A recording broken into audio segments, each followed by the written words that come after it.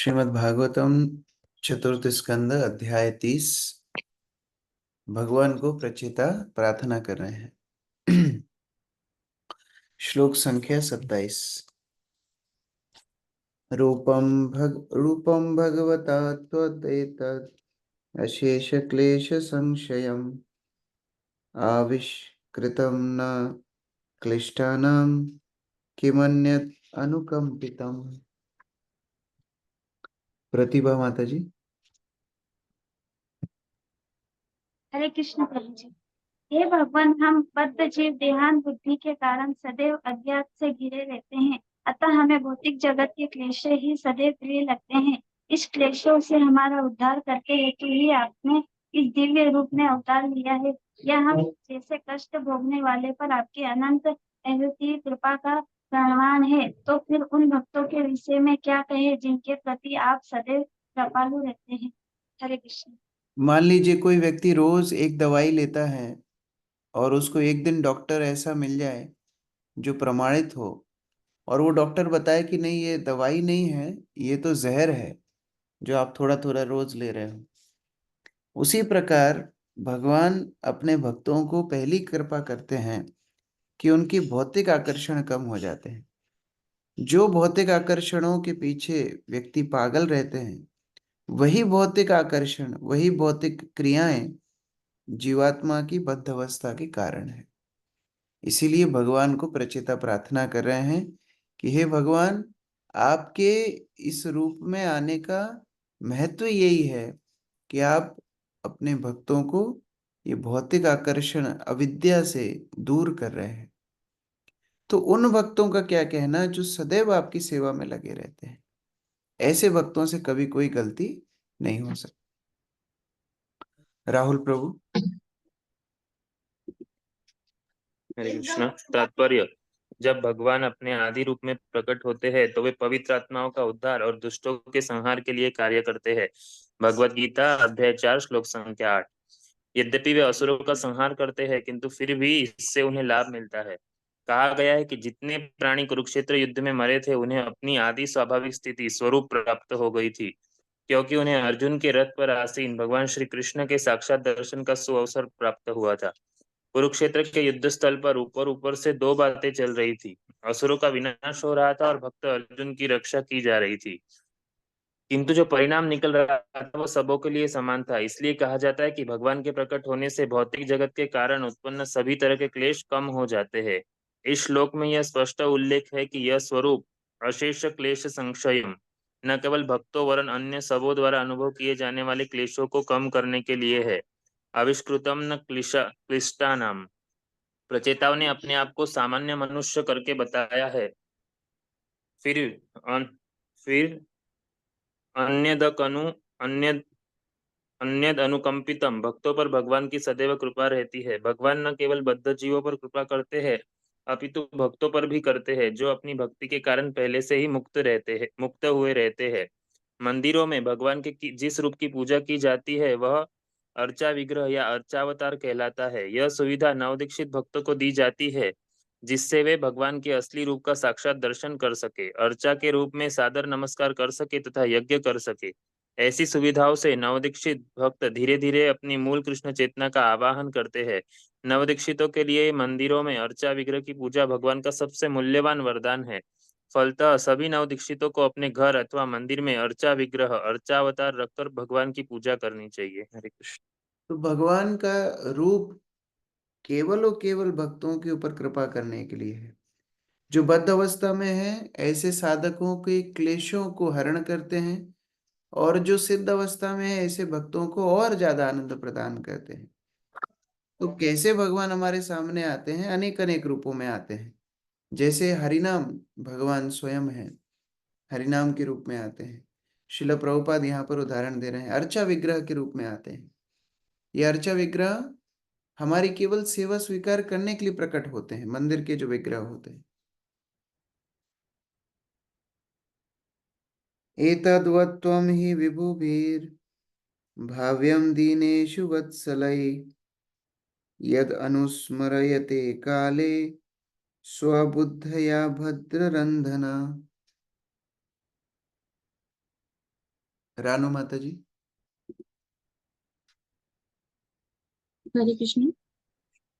हे भगवान, आप सधे समस्त अमंगन के निराश करते। आप अपने अर्चना विस्तव के द्वारा अपने दीन भक्त पर दया करने वाले हैं। आप हम सबको अपना शाश्वत दास समझे। और जिस स्थान पे या जिसके जीवन में भगवान आ जाते हैं, उसके जीवन में कोई अमंगल वस्तु नहीं रहती। तो कोई प्रश्न पूछेगा तो क्या भक्त कभी बीमार नहीं पड़ते? क्या भक्त कभी किसी वस्तु में हारते नहीं हैं? क्या भक्त लोग मरते नहीं हैं? हाँ, भक्त के जीवन में ये सारी चीजें होती हैं, लेकिन मंगलकारी होती है। भक्त बीमार भी पड़ेगा, उसकी कृष्ण चेतना की वृद्धि होगी। भक्त कोई समस्या में पड़ जाएगा तो भी उसका भरोसा भगवान के ऊपर पड़ जाएगा। तो उसके जीवन में बाह्य रूप से देखने के लिए लगेगा कि समस्याएं आ रही हैं या कोई भी चुनौती आ रही है, लेकिन वो भी भगवान की कृपा ही होगी। वो भी उसके जीवन में मंगल कार्य ही करके जाएगी। जैसे गुरु महाराज उदाहरण देते थे कि पिता कभी कभी बच्चे को, छोटे से बच्चे को खिलाते हैं, तो खेल खेल में उसको हवा में उछालते हैं। और हवा में जब उछालते हैं तो वो बच्चा रोता नहीं है, वो और खिलखिला करके हंसता है, क्योंकि उसको पता है कि पिताजी मुझे अभी दोबारा से पकड़ लेंगे। उसी तरह भगवान के भक्तों को भगवान के ऊपर पूरा विश्वास है। भगवान यदि भक्तों को कोई समस्या में भी रखेंगे, पुनः अपना आलिंगन दे करके, कृपा दे करके पुनः उनको आनंद में डुबा देंगे।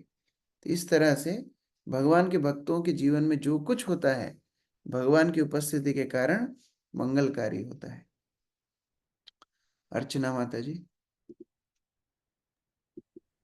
तात्पर्य: अर्चा विग्रह नामक श्री भगवान का स्वरूप उनकी अनंत शक्तियों का विस्तार है। जब श्री भगवान भक्त की सेवा से धीरे धीरे संतुष्ट हो जाते हैं, तो समय आने पर वे भक्त को अपने शुद्ध दास के रूप में अपना लेते हैं। स्वभाव से श्री भगवान परम दयालु हैं, अतः वे नव जिज्ञासु भक्तों की सेवा करते हैं, जिसकी पुष्टि श्रीमद् भगवद गीता में हुई है। पत्रम पुष्पम फलम तोयम यो में भक्त्या प्रयच्छति तदहम भक्त्युपहृत मस्रामी प्रयतात्मना।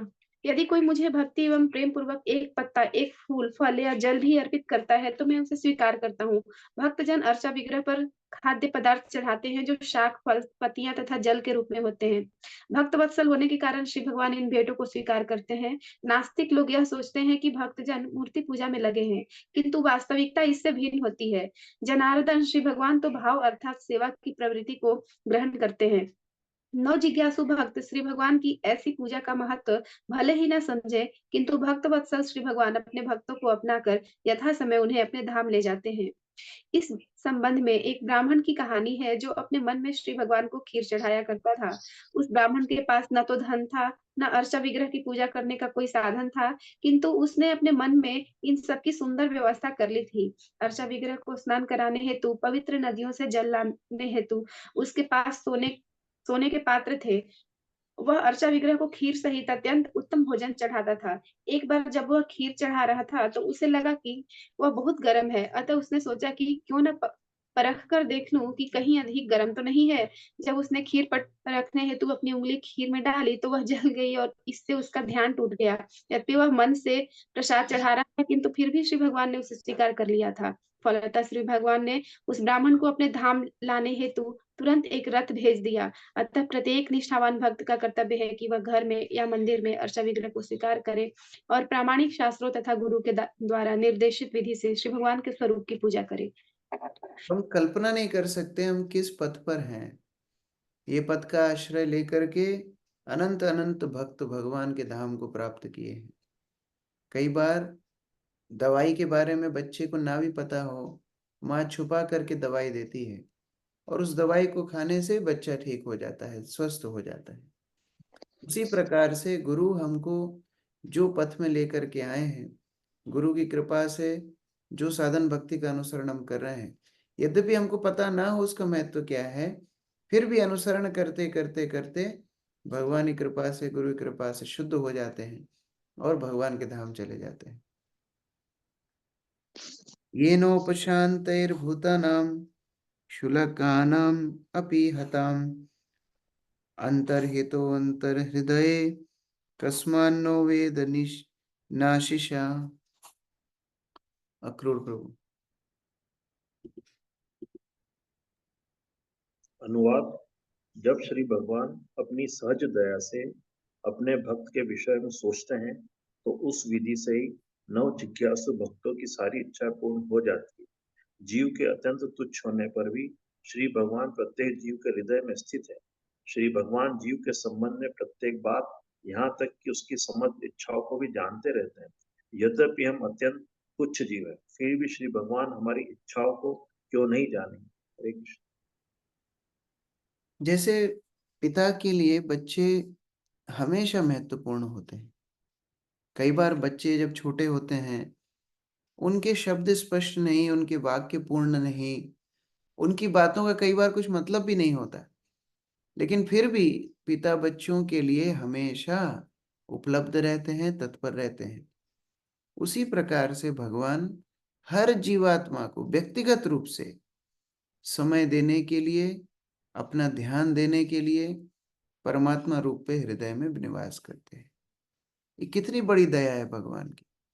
उनको जरूरी नहीं है, हमारे कई धर्म ऐसे हैं जो ये मानते हैं कि भगवान इस भूलोक पर कोई प्रकार से हस्तक्षेप करते ही नहीं, भगवान यहाँ है ही नहीं, ये तो कर्म से चल रहा है।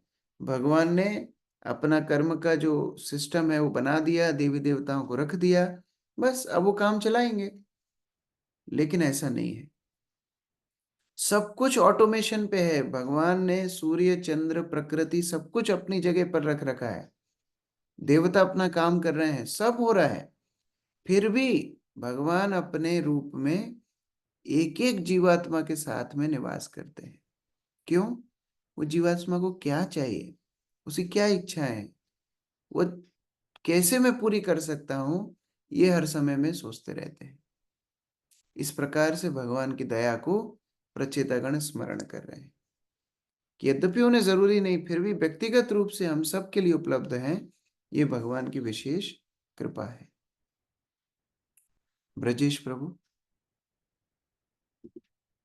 अत्यंत उन्नत भक्त अपने आप को उन्नत नहीं मानता, वह सदा अत्यंत विनीत होता है। पूर्ण पुरुषोत्तम भगवान अपने पूर्ण विस्तार परमात्मा रूप में प्रत्येक जीव के हृदय में स्थित रहते हैं और अपने भक्तों के मनोभाव तथा इच्छाओं को समझ सकते हैं।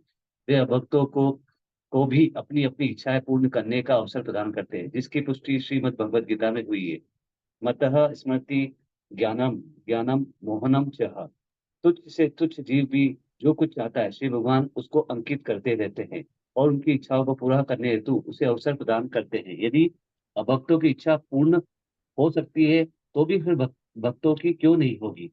शुद्ध भक्त बिना कोई भौतिक इच्छा किए केवल श्री भगवान की सेवा में लगना चाहते हैं। और यदि वह अपने अंतस्थल से जहाँ श्री भगवान का वास है चाहता है, और यदि वह किसी निम्न हेतु से रहित है तो श्री भगवान क्यों नहीं समझेंगे। यदि निष्ठावान भक्त श्री भगवान या अर्चा विग्रह की सेवा करता है तो उसके सारे कार्य सफल हो जाते हैं, क्योंकि श्री भगवान उसके हृदय में स्थित रहते हैं और उसकी निष्ठा को समझ लेते हैं। इस प्रकार यदि भक्त पूर्ण विश्वास के साथ भक्ति में सेवा संबंधी कार्य करता चला जाता है तो अंत में उसे अवश्य सफलता प्राप्त होती है। हरे कृष्ण प्रभु। और ऐसे भगवान जो परमात्मा रूप में निवास कर रहे हैं, भगवान जब हर इच्छा को जीव की पूरा करने के लिए तत्पर हैं। कल्पना कीजिए, अगर जीव ये इच्छा कर ले कि भगवान मैं आपको प्राप्त करना चाहता हूँ, मैं आपकी शुद्ध भक्ति करना चाहता हूँ, मैं आपकी अहेतु की भक्ति करना चाहता हूँ, तो भगवान कितने प्रसन्न होते होंगे, तो भगवान कितना आयोजन उस भक्त के लिए करते होंगे। इस तरह हमको सोचना चाहिए। असावेव वरोस्माकं इप्सितो जगतः पते प्रसन्नो भगवान जेषाम अपवर्ग गुरुर्गति। सुनंदा माता जी। हे जगत के स्वामी, आप भक्ति योग के वास्तविक शिक्षक हैं। हमें संतोष है कि हमारे जीवन के परम लक्ष्य आप हैं, और हम प्रार्थना करते हैं कि आप हम पर प्रसन्न हो। यही हमारा अभिष्ट वर है। यह हम आपकी पूर्ण प्रसन्नता के अतिरिक्त और कुछ भी कामना नहीं करते। भक्ति का पथ कभी कभी कठिन लगता है, भक्ति में बढ़ना कभी कभी असंभव लगता है, लेकिन लक्ष्य को याद रखना है। प्रचिता यहाँ भगवान को बोल रहे हैं कि हम संतुष्ट हैं, हमें बड़ा संतोष है कि हमारी तपस्याओं के फल क्या हैं, लक्ष्य क्या हैं? आपकी प्रसन्नता। जब भगवान श्री कृष्ण अपने भक्तों की भक्ति देख करके उनके ऊपर मुस्कुराते हैं, ये भक्त के लिए सफलता होती है। और इस आनंद, भगवान को आनंद देने की इस इच्छा को लेकर के भक्त कठिन प्रयास करता है। तो भगवान वो गति है जिस गति को प्राप्त करने के लिए भक्त कठिन प्रयास करता है। इसलिए उसके जीवन में कभी उसको शोक नहीं होता, कभी उसको दुख नहीं होता, क्योंकि उसको पता है उसका परम लक्ष्य इतना ऊंचा है कि उसके लिए कुछ मेहनत करनी भी पड़े तो बड़ी बात नहीं है। प्रफुल्ल प्रभु। तात्पर्य, इस श्लोक में अपवर्ग गुरु गति शब्द अत्यंत महत्वपूर्ण है। श्रीमद् भागवतम 1.2.11 में के अनुसार परमेश्वर ही परम सत्य के चरम तथ्य हैं। ब्रह्मोति परमात्मेति भगवानिति शब्दते। परम सत्य की अनुभूति तीन प्रकार से की जाती है: निर्गुण ब्रह्म, अंतर्यामी परमात्मा तथा पूर्ण पुरुषोत्तम भगवान। अपवर्ग शब्द का अर्थ है मोक्ष, पवर्ग का अर्थ है भौतिक संसार। भौतिक संसार में मनुष्य सदैव कठोर श्रम करता है, किंतु अंत में निराश हो जाता है जब उसकी मृत्यु हो जाती है और पुनः कठोर श्रम करने हेतु उसे अन्य शरीर ग्रहण करना पड़ता है। भौतिक संसार का यही चक्र है। अपवर्ग इसका विपरीत है। इसमें मनुष्य कुत्ते बिल्लियों की तरह कठोर श्रम करने के बजाय श्री भगवान के धाम को वापस जाता है। मोक्ष का प्रारंभ परमेश्वर के ब्रह्म तेज में मिल जाने से होता है। यह ज्ञानी संप्रदाय वालों का विचार है, किंतु पूर्ण पुरुषोत्तम भगवान का साक्षात्कार इससे उच्चतर अनुभूति है। जब भक्त समझता है कि श्री भगवान प्रसन्न है तो मोक्ष अर्थात ब्रह्म तेज से मिलना कठिन नहीं होता। जिस प्रकार सूर्य प्रकाश से सूर्य तक पहुंचा जाता है, उसी तरह मनुष्य को निर्गुण ब्रह्म तेज के माध्यम से पूर्ण पुरुषोत्तम भगवान के पास पहुंचना होता है। यदि कोई पूर्ण पुरुषोत्तम भगवान को प्रसन्न कर ले तो श्री भगवान के निर्गुण तेज में मिल जाना कठिन नहीं रह जाता। तो एक और अर्थ है परम लक्ष्य का कि भगवान जिस प्रकार प्रचेताओं के सामने खड़े हैं, ये भक्ति की सिद्धि है। भगवान का निराकार रूप, भगवान का परमात्मा रूप, भगवान के अन्य विराट रूप इत्यादि, इनको प्राप्त करना भी बड़ा उच्च बात है। लेकिन जैसे साक्षात भगवत रूप में जो बातचीत कर रहे हैं, जो करुणा अपनी दे रहे हैं प्रचेताओं को, ये साक्षात्कार सबसे उच्च साक्षात्कार है। तो प्रचेता लोग बोल रहे हैं हमारे जीवन की सफलता है कि आप हमारे सामने खड़े हैं, आप हमारे साथ बातचीत कर रहे हैं और आपके रूप से, आपकी संगति से हमको आनंद दे रहे हैं। वरम वृणीमहेथापि नाथ त्वत्परतः परात् न हेयन्तस्त्वद् विभूतीनां सोऽनन्त इति गीयसे। अर्चना चौरसिया माता जी। हरे कृष्ण प्रभु जी। अतः हे स्वामी, हम आपसे वर देने हेतु प्रार्थना करेंगे, क्योंकि आप समस्त दिव्य प्रकृति से परे हैं और आपके ऐश्वर्य का कोई अंत नहीं है। अतः आप अनंत नाम से विख्यात हैं। तात्पर्य पढ़ेंगे मुझे? नहीं, इसमें बता रहे हैं भगवान को कि भगवान, क्योंकि आप भक्तों के ऊपर दयालु हैं, क्योंकि आप भक्त वत्सल हैं, आपसे हमको मांगना उचित है। क्यों? क्योंकि आप हमको कोई चीज गलत नहीं देंगे।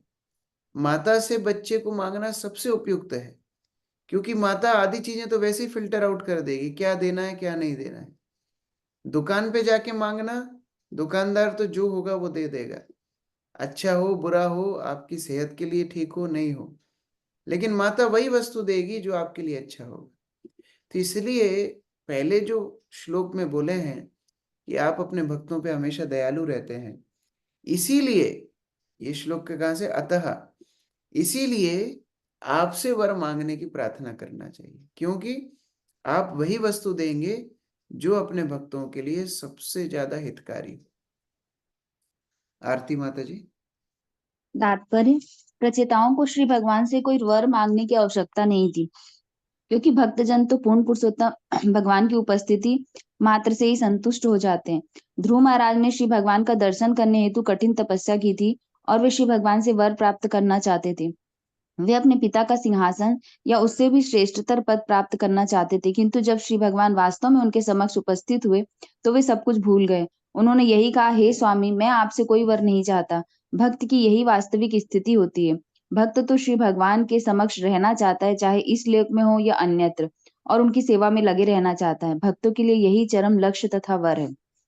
श्री भगवान ने प्रचेताओं से वर मांगने हेतु कहा था, अतः उन्होंने कहा, हम कौन सा वर मांगे? श्री भगवान अनंत है, अतः वर भी अनंत है। तात्पर्य यह है कि यदि कोई वर मांगना चाहता है तो उसे अनंत वर मांगने चाहिए। इस श्लोक के तत्परतः शब्द अत्यंत महत्वपूर्ण है। पूर्ण पुरुषोत्तम भगवान तो परतः परात है। पर का अर्थ है इस भौतिक जगत से परे, अर्थात दिव्य। निर्विशेष ब्रह्म तेज इस जगत से परे और इसे परम पदम कहा जाता है। आरुध्य कृष्णेण परम पदम, श्री भगवान के निर्विशेष तेज में मिल जाना परम पदम कहलाता है, किंतु इससे भी उच्च दिव्य पद होता है। वह है पूर्ण पुरुषोत्तम भगवान की संगति। ब्रह्मोति परमात्मेति भगवान इति शब्दयते। परम सत्य का बोध पहले निर्विशेष ब्रह्म, फिर परमात्मा तथा अंत में श्री भगवान के रूप में होता है। इस तरह श्री भगवान परतः परात हैं, अर्थात ब्रह्म तथा परमात्मा के साक्षात्कार से ऊपर है। इस प्रसंग में जीव गोस्वामी इंगित करते हैं कि परतः परात का अर्थ है सर्वश्रेष्ठ से भी श्रेष्ठ। सर्वश्रेष्ठ तो आध्यात्मिक जगत है और यह ब्रह्म कहलाता है, किंतु श्री भगवान तो परम ब्रह्म कहलाते हैं। अतः परतः परात का अर्थ है ब्रह्म साक्षात्कार से श्रेष्ठ। जैसा कि अगले श्लोकों में बताया जाएगा, प्रचेताओं की योजना कुछ ऐसी मांग प्रस्तुत करने की थी जो अनंत हो। श्री भगवान की लीलाएं, गुण, रूप तथा नाम सभी अनंत है। उनके नाम, रूप, लीलाएं, सृष्टि तथा साज सामान की कोई सीमा नहीं है। जीव अनंत की अनंतता के विषय में चिंतन नहीं कर सकता, किंतु यदि सारे जीव परमेश्वर की अनंत शक्तियों को सुनने में लग जाएं तो वे अनंत से जुड़ जाते हैं। श्रवण तथा कीर्तन के द्वारा अनंत का ऐसा ज्ञान अनंत बन जाता है। तो प्रचेतागण भगवान से मांग तो रहे हैं, लेकिन क्या मांग रहे हैं? सर्वश्रेष्ठ सिद्धि मांग रहे हैं। और वो सर्वश्रेष्ठ सिद्धि क्या है? श्लोक संख्या 32 में बता रहे हैं। एक उदाहरण के माध्यम से प्रचेता बोल रहे हैं।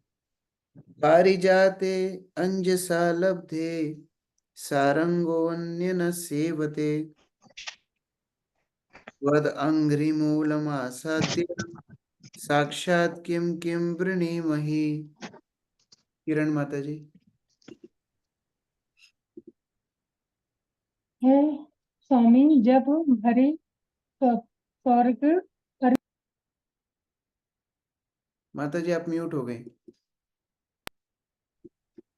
है स्वामी, जब भोरा हरि जब स्वर्ग के वृक्ष के निकट पहुंच जाते हैं तो वह उसे कभी छोड़ता नहीं, क्योंकि उसे ऐसा करने की कोई आवश्यकता ही नहीं रह जाती। इसी प्रकार जब हम आपके चरण कमल की शरण ग्रहण की है तो हमें और क्या वर मांगे, क्योंकि क्या आवश्यकता है।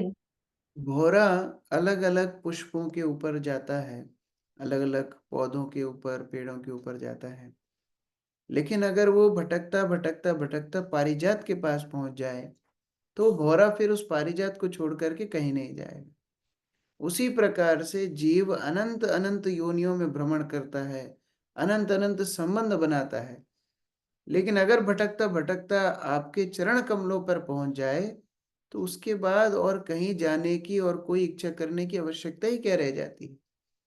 तो प्रचेतागण संकेत कर रहे हैं कि हे भगवान, अब जो आपका आश्रय मिल गया है, अब मांगना है तो हम क्या मांगने वाले हैं कि ये आश्रय कभी छूटे ना, बस। और क्या मांगने की आवश्यकता है? परमेश्वरी माता जी।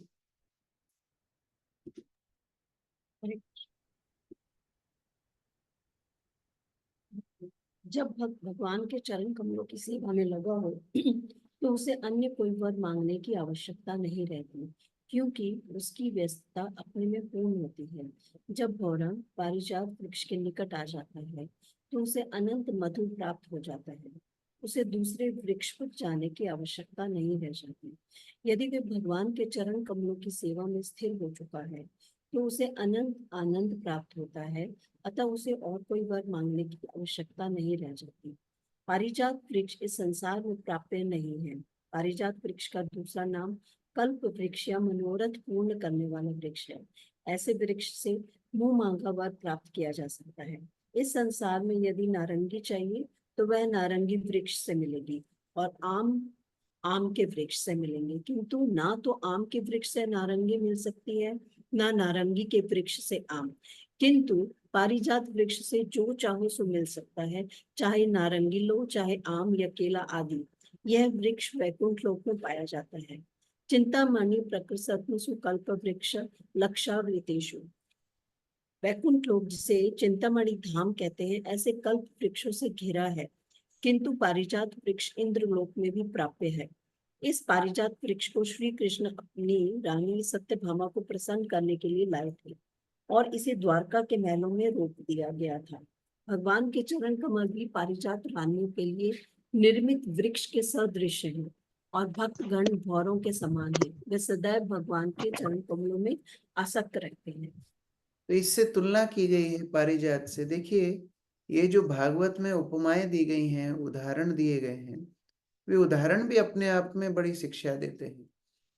पारिजात से कल्पना की गई है। पारिजात को प्रभुपाद जी समझा रहे हैं कल्प वृक्ष के समान। कल्प वृक्ष क्या करता है? सारी इच्छाओं को पूर्ण करता है। इसी प्रकार से भगवान के चरण कमल अपने भक्तों के सारी इच्छाओं को पूर्ण करने वाले हैं। इसलिए भगवान के चरण कमलों का आश्रय लेने के बाद भक्त और कहाँ जाने की इच्छा करेगा? यावत, जब तक, अब आगे प्रार्थना करें। यावत ते मायया स्पृष्टा भ्रमाम इह कर्म भी तावत भवत प्रसंगानाम संगस्यान्नो भवे भवे। क्या सुंदर प्रार्थना प्रचेता कर रहे हैं मुख्य गोपी माता जी। हे स्वामी, हमारी प्रार्थना है कि जब तक हम अपने सांसारिक कलमश के कारण इस संसार में रहें और एक शरीर से दूसरे में तथा एक लोक से दूसरे लोक में घूमते रहें, तब तक हम आपकी संगति में रहें। जो आपकी लीलाओं की चर्चा करने में लगे रहते हैं, हम जन्म जन्मांतर विभिन्न शारीरिक रूपों में और विभिन्न लोकों में इसी वर के लिए प्रार्थना करते हैं। इस श्लोक में कई सारी गुण प्रचेताओं के देखने के लिए मिलते हैं। सर्वप्रथम है विनम्रता। विनम्रता ही भगवान की कृपा को आकर्षित करती है। प्रचेता ये नहीं बोल रहा है कि भगवान देखो, अब हमने तो आपको देख ही लिया है, अब तो आपको प्राप्त कर ही लिया है, तो हमको आप भगवत धाम भेज ही दोगे, तो अब जितने कुछ 4-5 साल 10 साल जितना रखोगे उतना टाइम के लिए आप हमको अपना स्मरण दीजिए। नहीं, विनम्रता है। वो ये बोल रहे हैं कि हम बद्ध जीव हैं, हम तो एक शरीर से दूसरे शरीर में जाएंगे ही।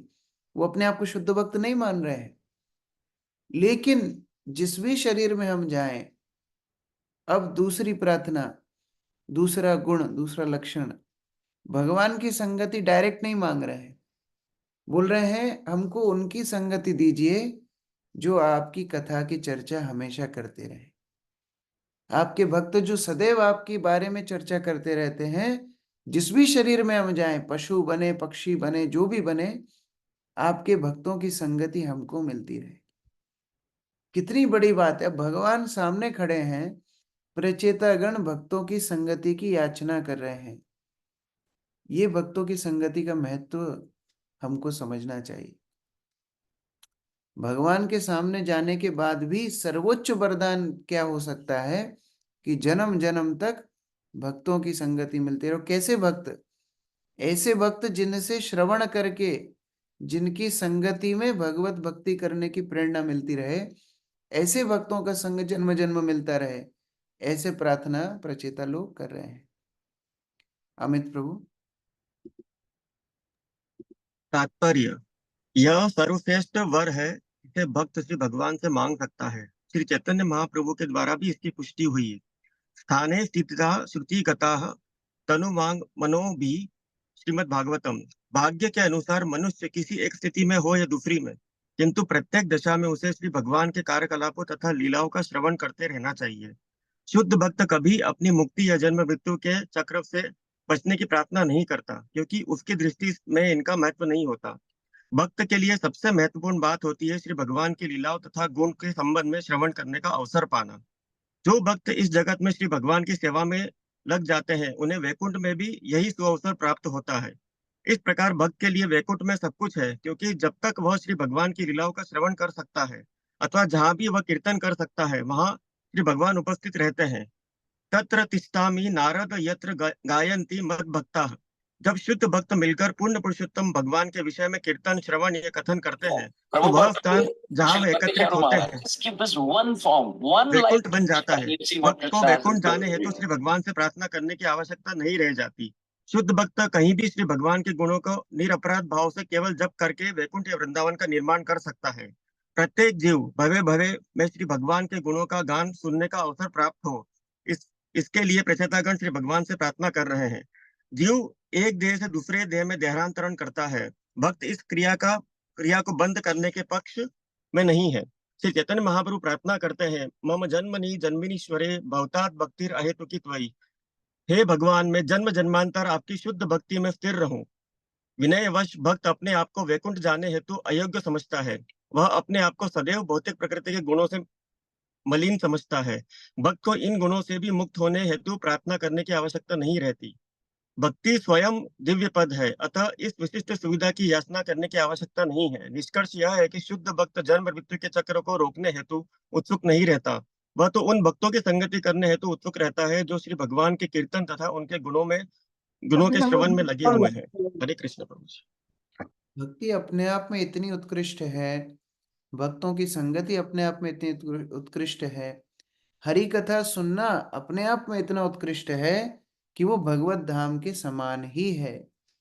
इसीलिए भक्त लोग पृथक रूप से भगवान से कोई अपेक्षा नहीं करते, एक ही प्रार्थना प्रचेता कर रहे हैं, भगवान जितने जन्म हमको मिले, जितनी योनियों में हम जाएं, बस इतनी कृपा करना कि आपके भक्तों से श्रवण करने का मौका मिलता रहे। बस ये भक्तों की संगति मिलेगी तो भक्तों की संगति में हरि नाम भी मिलेगा, वो भक्तों की संगति में आपका प्रसाद भी मिलेगा, वो भक्तों की संगति में आपका दर्शन भी मिलेगा, भक्तों की संगति में आपकी प्राप्ति हो ही जाएगी। इसीलिए आपके भक्तों की संगति मिलती रहे। तो मानो भगवान प्रचेताओं को बोल रहे हो, तो क्या स्वर्ग, मुक्ति, वैकुंठ ये सब नहीं चाहिए? उसका उत्तर बड़ा सुंदर श्लोक है, 34वां श्लोक, आप लोग याद भी कर सकते हैं, इसको मार्क करके रखिए, बहुत बहुत सुंदर श्लोक। तुलयाम लवेनापि न स्वर्गम न पुनर्भवन भगवत संगी संगस्य मर्त्यानाम किं उताशिषा। मीनू माता जी। एक क्षण को भी शुद्ध भक्त की संगति के सामने स्वर्ग लोक जाने अथवा पूर्ण मोक्ष पाकर ब्रह्म तेज में मिलने की कोई तुलना नहीं की जा सकती। शरीर को त्याग कर मरने वाले जीवों के लिए सर्वश्रेष्ठ वर तो शुद्ध भक्तों की संगति है। कितना सुंदर है। तुलयाम, तुलना नहीं, तुलना कर सकते हैं। तुलयान लवेणापि, ना अपि, तुलना नहीं कर सकते हैं किसकी? लवेन, लव मतलब लव मात्र साधु संग हम बोलते हैं, एक क्षण मात्र भी नहीं तुलना कर सकते हैं किसकी? स्वर्ग न अपुनर्भवन, अपुनर्भव मतलब भौतिक संसार, और अपुनर्भवन मतलब भौतिक संसार से परे भगवत प्राप्ति हो या वैकुंठ हो या ब्रह्म ज्योति हो। भक्तों के एक क्षण संगति की तुलना स्वर्ग से और मुक्ति से भी नहीं की जा सकती। भगवत संगी संगस्य, जो भगवान के पार्षद हैं उनकी संगति का। मर्त्या नाम मतलब मर्त लोक में रहने वाले मनुष्य, किम उत आशीषा, इससे बड़ा आशीर्वाद और क्या होगा? भगवान के भक्तों की संगति से बड़ा आशीर्वाद और क्या होगा? क्योंकि उनकी तुलना तो भगवान के धाम जाने या मोक्ष प्राप्त करने या स्वर्ग से भी नहीं की जा सकती। और ऐसा नहीं, लंबे समय के एक क्षण के भी संगति की तुलना उससे बड़ी नहीं है। इसीलिए भक्तों की संगति का महत्व यहाँ बताया जा रहा है। शोभा माता जी।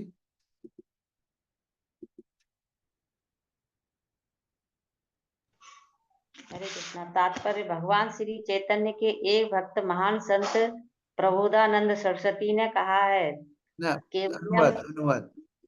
अच्छा, शुद्ध भक्त की एक क्षण भी संगति के सामने स्वर्ग लोक जाने अथवा पूर्ण मोक्ष पाकर ब्रह्म तेज में मिलने केवल्य की कोई तुलना नहीं की जा सकती।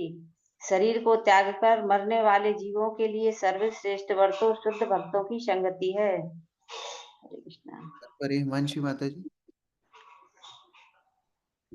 भगवान श्री चैतन्य के एक भक्त महान संत प्रबोधानंद सरस्वती ने कहा है, केवल हमने नरकायते त्रिदशपुर आकाश पुष्पयाते। शुद्ध भक्त के लिए ब्रह्मा तेज में मिलने अथवा केवल्य का सुख नरक में रहने के समान है। इसी प्रकार स्वर्गलोक त्रिदशपुर को जाना अन्य प्रकार का मायाजाल है। दूसरे शब्दों में शुद्ध भक्त कर्मियों के लक्ष्य स्वर्ग अथवा ज्ञानियों के लक्ष्य ब्रह्मा तेज में विलीन हो जाना केवल्य को महत्व प्रदान नहीं करता। शुद्ध भक्त तो अन्य शुद्ध भक्त के साथ क्षण भर की भी संगति को स्वर्ग या केवल्य से कहीं अधिक महत्व देता है। इस भौतिक संसार में रहने वाले तथा जन्म मृत्यु के चक्र में पड़े जीवों के लिए सर्वश्रेष्ठ वर शुद्ध भक्त की संगति है। मनुष्य को चाहिए कि ऐसे शुद्ध भक्त को खोजकर उनके साथ रहे। इससे इस भौतिक जगत में रहते हुए भी पूर्ण सुख प्राप्त किया जा सकता है। यह कृष्ण भावनामृत आंदोलन इसी उद्देश्य से प्रारंभ किया गया है। अत्यधिक भौतिकता में ग्रस्त मनुष्य इस आंदोलन से लाभ उठा सकता है और इससे भली भांति संपर्क बढ़ा सकता है। इस तरह इस भौतिक जगत के दिग्भ्रमित तथा हताश प्राणी भक्तों की संगति में परम सुख पा सकता है। श्रील प्रभुपाद की कितनी विशेष कृपा है। ऐसे भक्तों की संगति जिनकी संगति में भगवत चिंतन हो, भगवत कथा श्रवण हो, उनके एक क्षण मात्र की संगति स्वर्ग अपवर्ग से बड़ी है। और ऐसी संगति करने के लिए हमको कहीं जाने की आवश्यकता नहीं। इस्कॉन के माध्यम से श्रील प्रभुपाद ने हमको घर बैठे बैठे ऐसी संगति दी थी। हर शहर में मंदिर बना दिए। कितनी बड़ी कृपा है।